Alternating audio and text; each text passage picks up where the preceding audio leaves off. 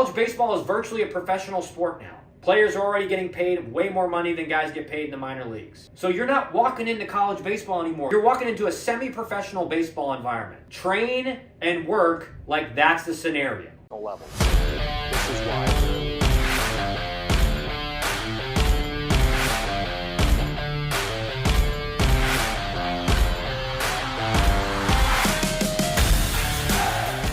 Okay guys, so with all the realities of how the college baseball recruiting environment is now, I thought it would be a good idea to talk to you guys about how the fact is that the majority of you guys are just not working hard enough.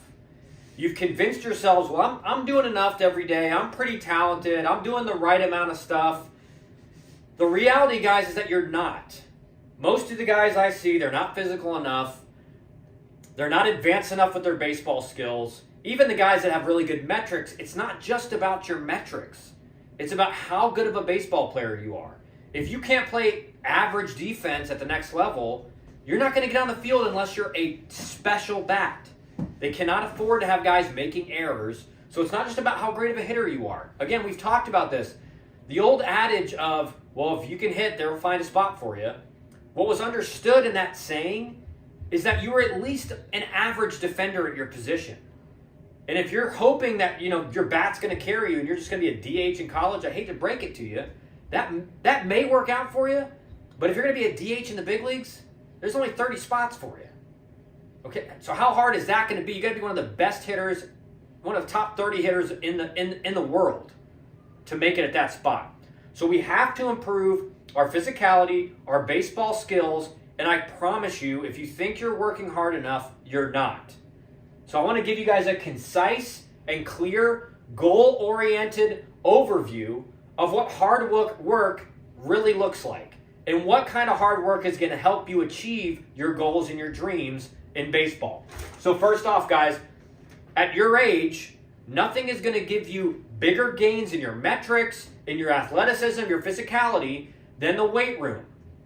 So if you're out there right now and you're not working out that much, start. Get in the weight room. I don't care if you have to wake up at 5 in the morning or go after school. You got to be willing to do what it takes to get to the next level. And if you're 150 pounds, like I was walking on campus at Georgia Tech my freshman year, that's not going to cut it anymore. So weights. Minimum, guys. Minimum 4 times a week. You should be shooting for 4 to 5 times a week.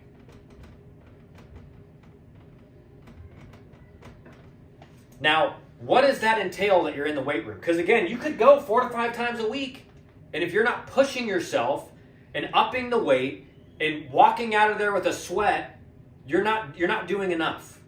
Every time you work out, you should walk out of that weight room exhausted. Maybe get some conditioning in afterwards as well. But I promise you, you can go 4 to 5 times a week, and you get totally different results than a guy who goes 4 to 5 times a week and really busts it in the weight room every single day. You're doing upper body, your lower body, your core, making sure you're getting some speed and agilities in. But you should be walking out, especially if you don't work out a lot right now, every time you walk out of the weight room, you should be feeling very sore the next day. And then after about 3-4 weeks of being consistent, that soreness will go away. But as soon as you start upping the weight some more, you're going to experience some more soreness. So these are the way the body tells you, wow, that was actually a really good workout I got. I'm sore. I'm sore for 3 days after I worked out. How do you tell that you're pushing yourself in the weight room? Well, if that weight starts getting easier, maybe you're doing the same weight for 2 or 3 weeks on the bench or squat or whatever it is. Maybe you got a really good program where you're going, warming up, escalating your weight, going higher. But whatever you're doing, if all of a sudden starting to feel a little easy, push the weight up. Add 5 pounds. Add 10 pounds onto the bar. Constantly push yourself. Again, you should be exhausted and walking out of the weight room with a sweat. You need to take a shower after you do that, okay? So it's not just about getting in the weight room 4 to 5 times a week. It's about going there and pushing yourself for an hour, 45 minutes, an hour and a half, whatever it is. You don't need to be in the weight room for 2 hours. Hour and a half is even probably a little excessive. But 45 minutes to an hour, you should be able to get a really solid workout in. And again, just remember this, as hard as you want to push yourself, that's going to make it to where the results you're able to achieve in the game That's going to be a part of it. So you don't push yourself that much. Don't be shocked when you don't get to a school that you really wanted to get to. Okay, so for weight room, we're pushing ourselves, pushing weight up consistently. And here's the second part about this, guys. And this is where I went wrong when I was in high school. Now, we didn't have as much information about protein intake as there is now, and I definitely didn't eat enough calories. But you can work out really hard in the weight room, and if you're not eating enough calories, you're not going to see the results. You're going to get stronger, you're going to put on a little bit of muscle, but you're not going to see the muscle really grow massively if you're not eating enough calories and you're not eating enough protein. Okay, so for minimum for you guys out there, and I'll get into this a little bit, is 4,000 calories a day.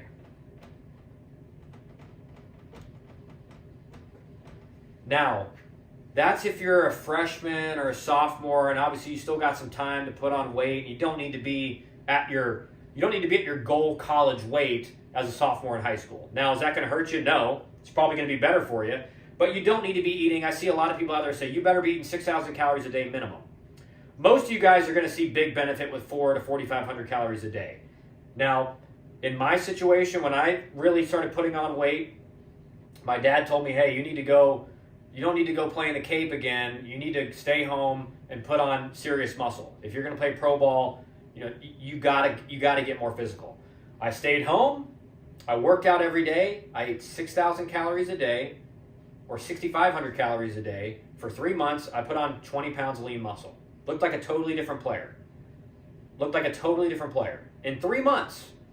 This is just a math equation, guys. This isn't like, oh, well, I did it and it's not really working for me. Then you're not eating as many calories as you think. Or you're not eating enough protein as you think. And I'll get into the protein here in a second. This is a math equation. If you consume and intake more calories than you burn, you will put mass on. And the protein part is going to help with the muscle development as well. So remember, 4,000 calories a day minimum. But if you're a junior or a senior right now, and you're committed and you're trying to get as physical as possible before you step on campus, up these calories to maybe 5,000 to 6,000 calories a day. If you've got 3 months to put on serious mass, couple that with at minimum, and I'll get a little bit more in depth of this, 150 grams of protein a day.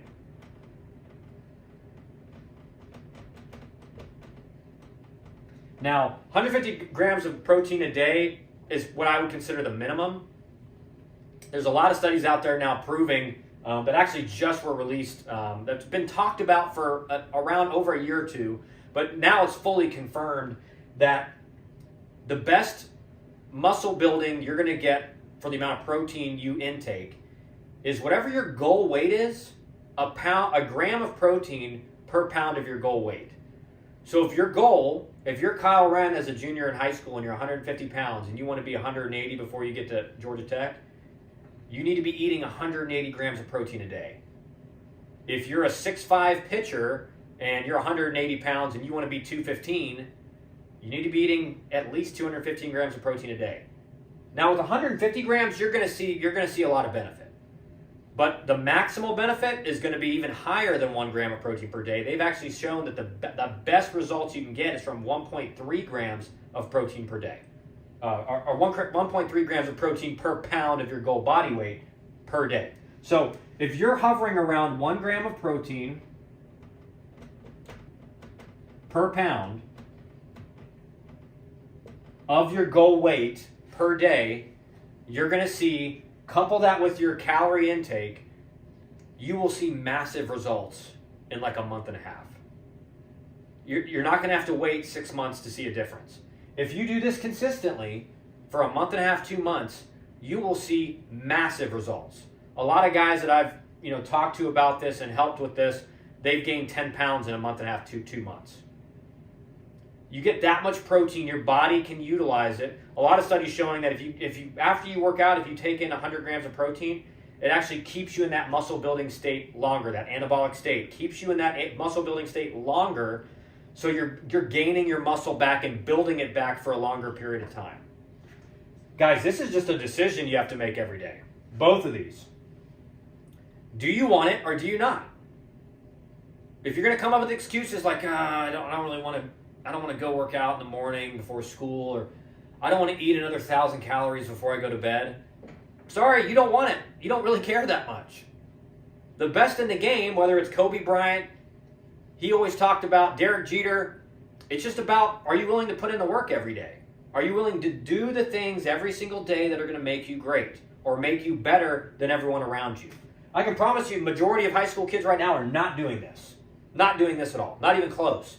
They may work out a bunch, but they're not eating 5,000 calories or 4,000 calories a day with 150 grams of protein per day minimum. They're not doing it. Because you have to be organized, you have to be committed, and you have to do this every single day. No day offs. No days off. Okay? Be committed to this. I promise you in a month and a half, you will look down at yourself and be like, holy cow, I look like a totally different guy. Now, baseball work. Cage work, let's go with hitting. Really, I mean, you want to try to get this in at least 3 to 4 times a week. Now, I know some of you guys, it may be a little bit more difficult, I get it, but if you can get 3 to 4 times a weekend, that's great. Just like the weight room, guys, this is not, you can go 3 or 4 times a week and get no benefit from it, or you can get a lot of benefit from it. How do you work? The question about the weight room is, yeah, you go in the weight room, but what kind of work are you putting in the weight room? Yeah, you can go to the cage, but are you just having a guy throw you just meatballs right down the middle with no velocity? Every high school hitter in the country can hit line drives and feel great about themselves on a BP fastball right down the middle. It's about challenging yourself. Doing around the world. Hey, can I hit backspin line drives in the top corner of the cage to down the line, or backside line, backside gap, center field, pull side gap, pull side line? Can I do all that? Is there one area in that I'm struggling with? All right, let me tinker with some stuff. Let me see if what's going on here. Be your own coach. Don't just have to have a drill for every single thing you do. Make an adjustment. Make a slight adjustment that may be the one thing that all of a sudden now you can really consistently hit that pull side gap with backspin, or that pull side down the line with backspin. How you do your work is going to have the biggest impact on what kind of results you get. You can go to the cage and hit your BP fastballs. Never go on the velo machine. This is what I see happen a lot. Guys go on the velo machine and they swing and miss a few times. They're like, I don't want to do that. I don't like it. You're never going to face velocity in college, are you? You're never going to see a guy with good velocity. So you might as well not practice that, because it makes you insecure, and you see guys around you thinking, oh, these guys swinging and missing. Buy into the failure. When you're struggling, that means you're challenging yourself. That means you need to continue to do it. What you'll find is that, you're going to swing and miss some, you're going to foul a bunch off, and then eventually you're going to make that necessary adjustment. You're going to self-organize, and you're going to turn the bat through the baseball, and you're going to fix it. You're going to figure it out. And then once you get that for about a week, up the velo, and the struggle's going to happen again. But in a year, if you do that, all of a sudden velo ain't going to be a problem for you anymore. But guess what? If you give up because you're embarrassed in front of a bunch of kids who probably aren't working hard, who think they're way better than there are, then you're not going to get to that point. That's what separates an elite player from the guy who never gets to where he wants to get. He's not afraid to look bad in front of people around him, and not afraid to be embarrassed with people around him. If he's in a batting cage and he's got friends in there and they start laughing, and just say, hey man, I'm working hard, I'm trying to get better. I'm not afraid to look bad. I'm challenging myself. So how you do your hitting, guys, is going to impact how you do your work, is going to impact how the results that you get.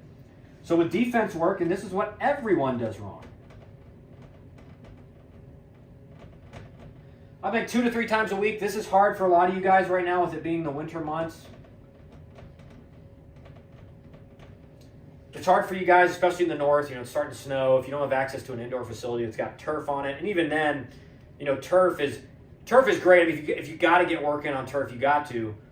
There's a lot of scouts out there now that think American-born infielders are getting worse because all they do is play on turf now and travel ball. They don't play on a natural playing surface, and you get to pro ball, and all of a sudden, dirt ball plays differently on the dirt than it does on the grass, and their footwork isn't great because the ball skips on turf. They don't have to charge it. They don't need to gain ground, and so they get on a pro field and they don't look as good because of that. Defensive work, guys, this is where you will turn yourself into a player that is at least a first guy off the bench type player. Your bat is important. Your bat is good, what's going to get eyes on you. But how well you play defense is at worst going to make you, or at best is going to make you a guy that they have to bring on the road with them. You have to make the travel roster. This guy can play every position. He can play all the infield spots. We don't think his bat's ready yet, but like if your guy goes down, he's going to make all the plays. You need to work on this as much as you're working on hitting. And practice and challenge yourself. One of the best defensive drills I ever did was with my dad when he was GM at the Atlanta Braves. We went down to spring training to see him, and me and my brothers were working out on one of the backfields, and he made us do an outfield stuff, start on the foul line. All right, sprint. Sprint as hard as you can. Do not stop. Even when I throw this ball, do not start sprinting as hard as you can. 100%. And he would purposely throw it way out of reach where we couldn't get to it. And I remember asking, like, what are you just trying to get us to do wind sprints? What's the goal of this? I can't even make a play on these balls. And he said, you're going to have balls in a game. And this is what separates an elite outfielder from just an average outfielder. You're going to have balls in a game where off your break, you're going to think, I don't know if I'm going to be able to get to this. And what most outfielders do is they kind of just coast at that point. All right, I'm going to play it off the wall. I'm going to just, it's going to hit the ground, and then I'm going to go up and pick it up on the warning track. What the elite outfielder does is he keeps going 100%, even when his body and his mind is telling him, you're not going to get to this ball. And those of you out there who are good outfielders, you know this feeling, where you got to jump on a ball, and you're like, man, this thing's crushed. I just can't get to it. But you keep running 100%. You don't drift, which is what everyone does. You don't drift. You keep going, and eventually you're like, oh, I'm catching up on this thing. I'm gonna be able to make a play on this, and then you make a reaching grab or a diving catch or a play at the wall. And the only reason you were able to be in that position is because you didn't just start coasting when your body told you can't get that ball, or when your mind said, that's going to be way out of reach. So for outfield, that's a great drill that I would highly suggest. Outfield, the best work you're going to get is in a live BP type situation when guys are hitting and just reading it off the bat. Fun goes okay, but you're not really getting a legitimate read off a bat like you are in BP. So if you guys do have BP on a field, just run balls down. Run balls down. That's how I won the starting job in center field my freshman year. Every time in BP, I went out there and for an hour and a half, I ran myself to death, running every ball down, so every coach knew this guy can play center field. With infield, guys, this is important. Please don't just take ground balls and lob it. You're not getting any better. Again, it's like hitting BP and it's BP fastball right down the middle. Yeah, you feel good, but you feel like you're getting work in, but you're not. You're not getting any better at all. Challenge yourself. Get rid of it as fast as you can with as much arm strength as possible. Practice the hardest play every time. So always imagine the best runner on the team is at the plate, and work on your forehand up the middle if you're playing short. Work on your backhand in the 6-hole. Practice getting rid of it as fast as you can with as much arm strength as you can. Because in the game, when that play shows up, well, you've done it 200 times in practice. What most of you guys do wrong is you do all the routine plays and you really don't throw it hard. And so the routine plays, yeah, you're fine. Hey, newsflash, everybody can make the routine plays. That's why they're called routine. No one cares if you can make a routine play. A coach comes up and sees you playing short and you get a weak ground ball right at you and you don't move at all and you throw him out. You think he has any idea if you can actually play short? No. Practice the plays that are going to prove to coaches that you're an elite shortstop. Go in the hole, pick it, get rid of it in half a second with a lot of arm strength on it. Get the ball up the middle, spin, and get rid of it quickly and make it on target. That's what I see a lot of guys in travel ball. You guys get that play up the middle, and you've never practiced this before, and so you glove it and you get rid of it and you sail it into the stands, or you sail it and to the back where the fence is. It's not even close to the first baseman because you've never practiced it before. With the environment that you're in now, you have to start taking things seriously. This is not a game anymore. College baseball is virtually a professional sport now. It's getting there. Players are already getting paid way more money than guys get paid in the minor leagues. Some of them soon are probably going to make more than guys making major league minimum, if they're not already making that. So you're not walking into college baseball anymore. You're walking into a semi-professional baseball environment. Train and work like that's the scenario.